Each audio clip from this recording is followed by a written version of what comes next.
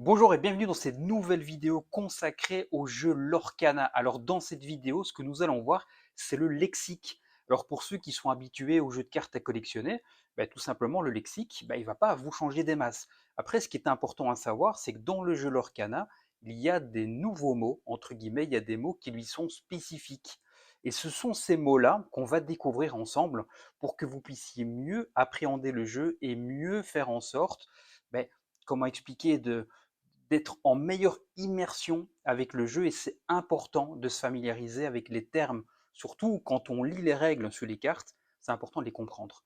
Alors tout simplement, on va commencer avec le premier mot, un deck building. Donc c'est le premier jeu de cartes à collectionner de Disney et c'est sous forme d'un deck building.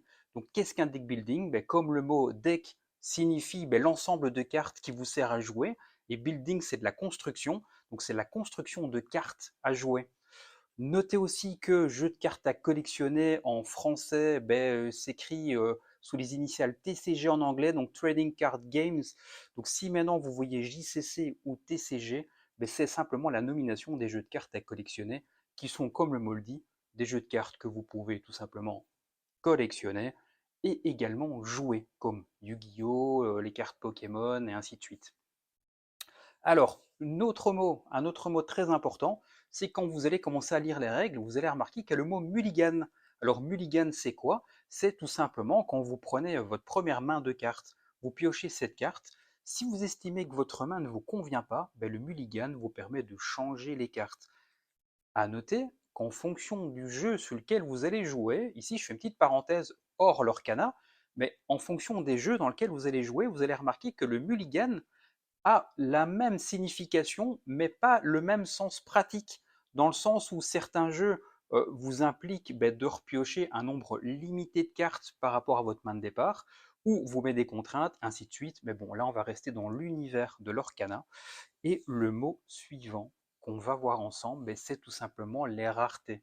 Comme vous avez pu le voir, les cartes ont en dessous un logo de rareté. Alors, dans les nominations, vous avez les communes, les peu communes, les rares, les super rares, les légendaires et les enchantés.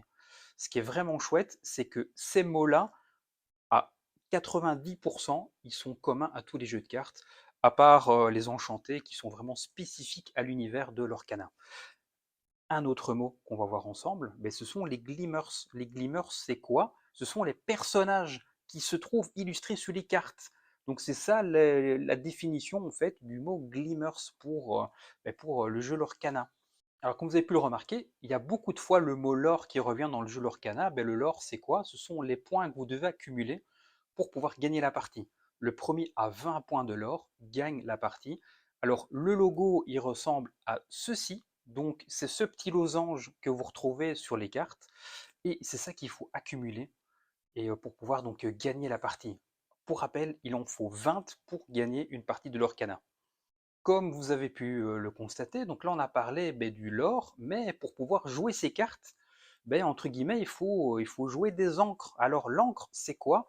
C'est tout simplement le fait de pouvoir mettre devant soi face cachée des cartes qui vous permettent de jouer des autres. Entre guillemets, c'est un petit peu comme les terrains pour ceux qui sont familiarisés avec le monde de Magic, mais ça vous permet en fait, vous ne pouvez pas jouer les cartes comme ça. Vous devez utiliser de l'encre.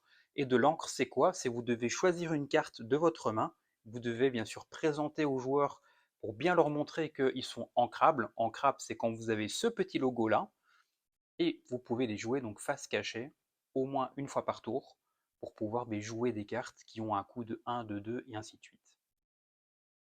Le mot suivant, c'est, comme vous le savez, on ne se bat pas dans l'Orcana, on défie les adversaires. Alors le mot défier, franchement, je le trouve assez sympathique, dans le sens où c'est vrai que c'est pas trop un jeu d'affrontement. Alors certes, on peut embêter son camarade, on peut un petit peu le ralentir, et ainsi de suite, on peut mettre des mécaniques en jeu, mais tout ça, en fait, c'est le terme défier. Donc en gros, on ne se bat pas contre quelqu'un, on reste toujours dans l'univers familial de Disney, et on le défie. Et le défi, c'est quoi? C'est simplement au moment où lui est engagé. Donc, qu'est-ce qu'une carte engagée? C'est par exemple, euh, vous avez un personnage qui part en quête. Alors, la quête, c'est quoi? C'est le fait d'incliner sa carte pour gagner des points de l'or, pour gagner la partie. Au moment où la carte elle est engagée, c'est à partir de là en fait que vous pouvez défier votre adversaire. Il faut que sa carte soit bien sûr en quête pour pouvoir le défier. Très important à retenir cette longue explication, mais c'est important de comprendre la mécanique du jeu, dans le sens qu'on ne peut pas défier n'importe quelle carte, uniquement celles qui sont engagées, qui sont parties en quête, tout simplement. Alors, qu'est-ce qui est important quand vous défiez donc un adversaire? C'est tout simplement c'est de regarder les points de force et de volonté. Les points de force, ben, je pense que c'est un terme ben, tout simplement qui parlera à tout le monde. C'est la force qu'une carte a pour pouvoir ben, défier une autre carte. Et la volonté, ce sont ses points de défense. Donc c'est ce qui permet de pouvoir absorber les coups. Alors, plutôt absorber la force, pardon. Alors, ce qui est très important à retenir, c'est que ben, la force que vous allez mettre sur votre adversaire, ben, il va garder ces malus-là sur sa carte. Donc c'est pas comme à Magic par exemple, ou dans certaines conditions de jeu de cartes, où les points qui sont infligés ben, se réinitialisent au tour suivant. Là pas, la force que vous absorbez sous vos cartes est permanente. Donc c'est très important à savoir, les effets sont permanents dans l'Orcana. Voilà, donc là, je pense que vous avez une grande partie du lexique qui vous servira à comprendre les règles du jeu. Si vous désirez que je vous fasse un petit tuto règles, n'hésitez pas à le mettre en commentaire tout simplement, hein, ainsi qu'à vous abonner si vous aimez bien le contenu. Voilà pour le lexique, c'est déjà terminé. J'espère que la vidéo vous aura plu. N'hésitez pas à commenter, à partager, à faire tout ce que vous voulez de cette vidéo, dans le sens où vos retours sont importants pour moi. Là-dessus, je vous souhaite à tous une agréable journée et n'oubliez pas de jouer, c'est important. Bonne soirée à tous et bonne journée.